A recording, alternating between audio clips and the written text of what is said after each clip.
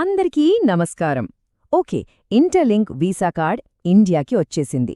ఇది good news కదా? కానీ ఆగండి, దాని వెనకాలే కొన్ని చాలా పెద్ద వార్నింగ్స్ కూడా వచ్చాయి. ఈరోజు మనం ఈ రెండింటి గురించి క్లియర్గా, డీటెయిల్డ్గా మాట్లాడుకుందాం. అవును, నిజమే. చాలా మంది వెయిట్ చేస్తున్న ఇంటర్లింక్ వీసా కార్డ్ అయితే వచ్చేసింది. కానీ ఈ హ్యాపీ మూమెంట్లో కొన్ని చాలా ఇంపార్టెంట్ విషయాలు మర్చిపోయే ఛాన్స్ ఉంది.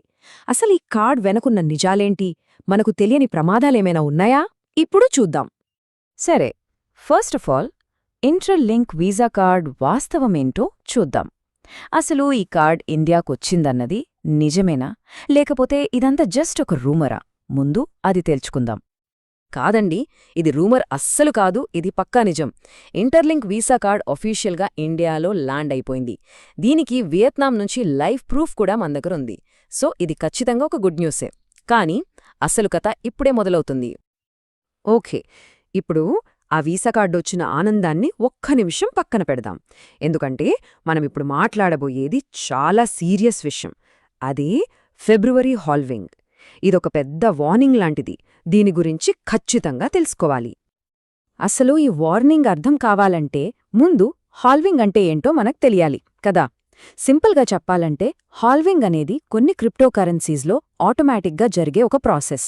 ఈ ఈవెంట్ జరిగినప్పుడు మైనింగ్ చేస్తే వచ్చే రివార్డ్ ఒక్కసారిగా సగానికి అంటే 50% పడిపోతుంది. అవును, -50%. అంటే ఆలోచించండి, మైనింగ్ ద్వారా సంపాదించేది అమాంతం సగానికి పడిపోతుందన్నమాట.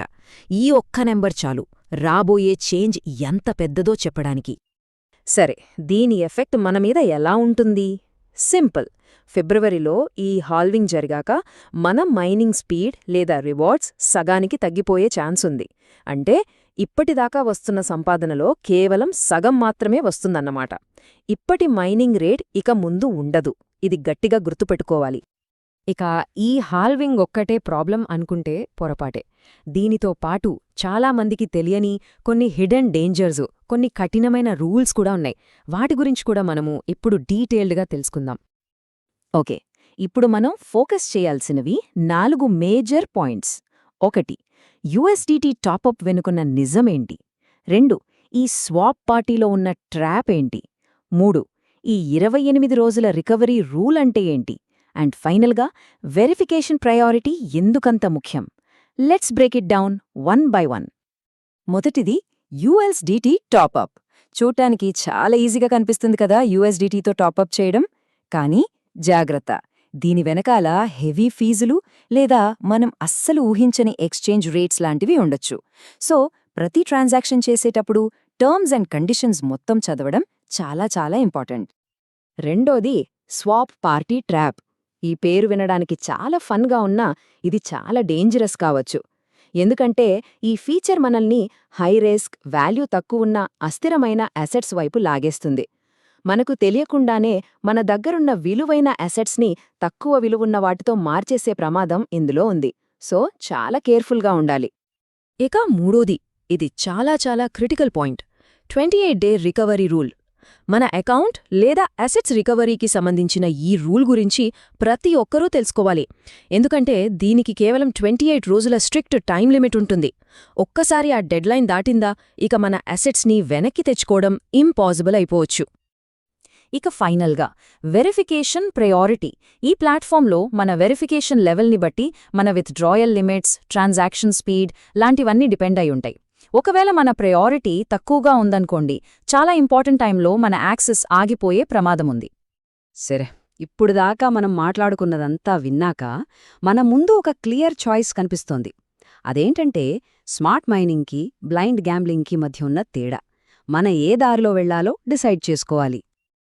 ఈ రెండిటి మధ్య తేడా చాలా క్లియర్గా కనిపిస్తోంది కదా. ఒకవైపు స్మార్ట్ మైనింగ్ చేసేవాళ్లు ప్రతి అప్డేట్ని ఫాలో అవుతారు, రిస్క్స్ ఏంటో అర్థం చేసుకుంటారు, చాలా జాగ్రత్తగా స్ట్రాటజిక్ డెసిషన్స్ తీసుకుని వాళ్ల అసెట్స్ని కాపాడుకుంటారు. మరోవైపు బ్లైండ్గా గ్యాంబ్లింగ్ చేసేవాళ్లు ఉంటారు. వీళ్ళు వార్నింగ్స్ అస్సలు పట్టించుకోరు. కేవలం ఎవరో క్రియేట్ చేసిన హైప్ని నమ్మేసి ఆవేశంగా ప్రవర్తించి చివరికి ఉన్నదంతా పోగొట్టుకునే రిస్క్లో పడతారు.